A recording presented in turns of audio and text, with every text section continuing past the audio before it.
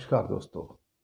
Daily news India 1.0 में आपका स्वागत है। दोस्तों, आरएसएस के ऊपर शिकंजा थोड़ा सा कसना शुरू हो गया है।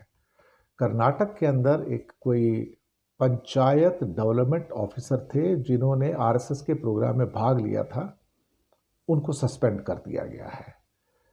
इसके अलावा उनका कहना है कि जो भी पॉलिटिकल जिनका पार्टीज है, पॉलिटिकल जिनका झुकाव है, उसके अंदर कोई भी सरकारी कर्मचारी भाग नहीं लेगा।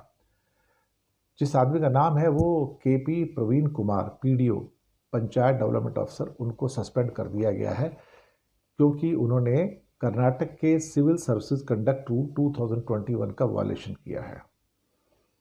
हम लोग पहले से कहते आ रहे हैं कि आरएसएस के ऊपर शिकंजा कसने की ज़रूरत है।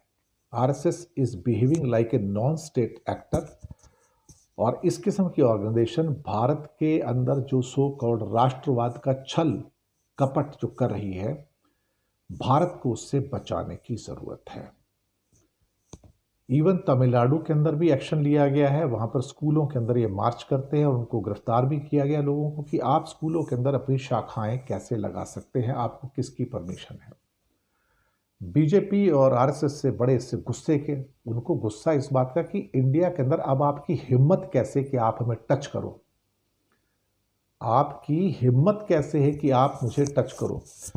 बीजेपी के स्टेट प्रेसिडेंट विजेंद्र ने डिमांड किया कि immediate revocation of Kumar suspension, warning of strong action otherwise. ये देखिए, इनका मिलिटेंट विंग निकल कर बाहर आ गया बीजेपी का, और ये कह रहे हैं कि हम वो करेंगे जो तुम देख लोगे। एक नॉन स्टेट एक्टर क्या करेगा? बीजेपी और आरएसएस को मैं नॉन स्टेट एक्टर कहता हूं कि ये इस देश के अंदर अशांति फैलाना चाहते हैं, हिंसा फैलाना चाहते हैं और दरअसल दादागिरी के द्वारा राज चलाना चाहते हैं।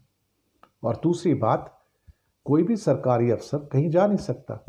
और इसके अलावा दिल्ली यूनिवर्सिटी के अंदर भी आपने देखा, भीमराव अंबेडकर कॉलेज के अंदर एक प्रोफेसर को अखिल भारतीय विद्यार्थी परिषद की लड़की दीपिका झा ने कैसे थप्पड़ मारा और बाद में आफ्टर थॉट के रूप में उन्होंने कहा कि देखो, ये मुझे घूर रहा था और ये ओपनली सिगरेट पीता है, इसको मना किया था, बुरी आदत है ये सब चीज़ें हो रही हैं, लेकिन इनके खिलाफ कोई एक्शन होता नहीं है। लेकिन चूंकि कर्नाटक के अंदर इस टाइम कांग्रेस गवर्नमेंट है और थोड़ा जो क्रैकडाउन स्टार्ट हुआ है इस समय, मैं इसका स्वागत करता हूँ। मैं ये भी समझ के चलता हूँ कि बीजेपी और आरएसएस के ऊपर जो क्रैकडाउन होना चाहिए, और आरएसएस के पास जो सो कॉल्ड से क्या कहते हैं कि उनके जो अकाउंट सिस्टम्स हैं उसकी भी जांच होनी चाहिए, और सारा का सारा जो करोड़ों नहीं अरबों रुपए जो इनके पास आ रहा है और जो सीएसआर फंड का पैसा इनको डाइवर्ट किया जा रहा है, उसकी जांच करके इनको सलाखों के पीछे भेजने की ज़रूरत है। शुक्रिया आपका।